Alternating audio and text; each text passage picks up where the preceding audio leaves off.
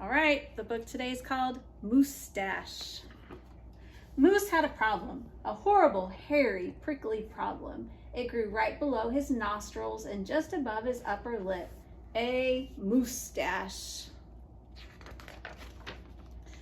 Now, not a few spare hairs or shy little stubbles. No mere weak wandering whiskers on the upper lip of this moose. No sirree. Moose had a big, bushy, bristly, mighty moostache. But a moostache was a burly, surly, mangy mess, and it itched a lot.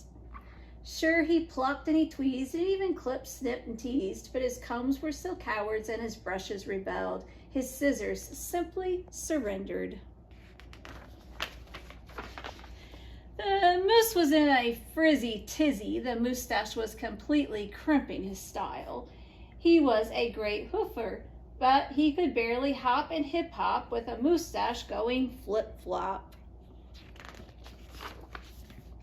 He was a wonderful chef, but he simply could not flamble his souffle with all those whiskers in his way.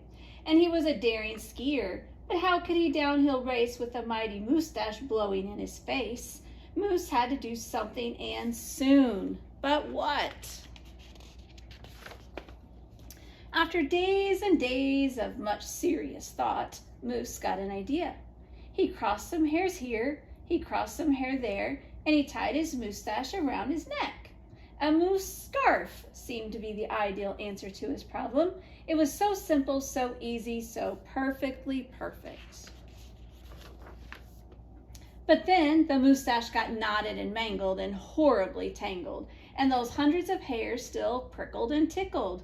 Worse, Moose could barely take a breath with all that moostache wrapped around his neck. So Moose untied, unwrapped, unknotted, and gulped in some fresh air. He got another idea. He parted some hair this way, he parted some hair that way, and he heaped all the moostache on top of his head. Moustachioed antlers seemed to be the ideal answer to his problem. It was so simple, so easy, so perfectly perfect.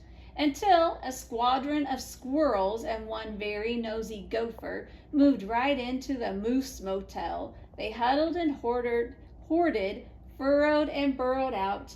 Needless to say, it became quite crowded up there on the moose's head, and heavy and messy. And very, very noisy. The squirrely, chitting, and chatting squeals and squawks woke Moose every morning before the crack of dawn, and that gopher was giving the moose one hairy headache. Moose needed his sleep, he needed his rest, he needed his privacy. Moustachioed antlers, nuts, said Moose. So he unparted, unpiled, and twisted and untwined, and said adios to the hairy horns. But now what? What? The miserable moose took hold of a hunk of hair and he wrestled it. Then he roped it and tethered it, tied and tamed. Aha! A moose tail. Now that was so simple. That was so easy. That was not so perfectly perfect. Talk about a dizzy do. Moose didn't know if he was coming or going, backward or forward, this way or that. He didn't know which end was which. Moose had to bail on the tail. And so he thought and thought and thought some more, but no other idea was a worthy winner. Braids were a bother. Moostache sweater, too sweltering. Net, not. Poor Moose. His problem was truly terrible, unbearable, and just downright sad. He felt so alone, he didn't know what else to do. Then, call it fate, call it destiny. It was probably dumb luck. But one day, Moose tripped on his moostache and just had no time to duck. Humph! Pardon me, they both said as they bumped. Then they blinked and they stared and their hearts went thump, thump. She was a moose with a bouffant so bodacious, outrageously well, it was just plain old big.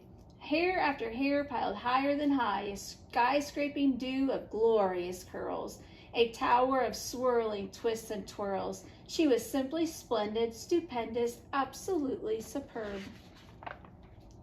Of course, Moose had to ask how she did what she did to get such a do.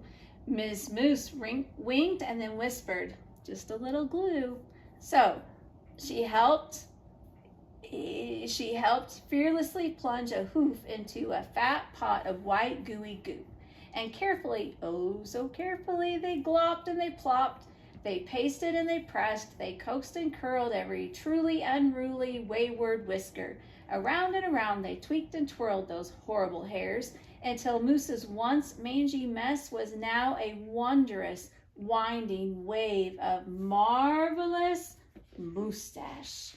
Moose gazed in the mirror and smiled a broad, moosey smile. He was so happy, so glad, so giddy with glee. He looked dashing and handsome. Moose gushed, "Is that really me?"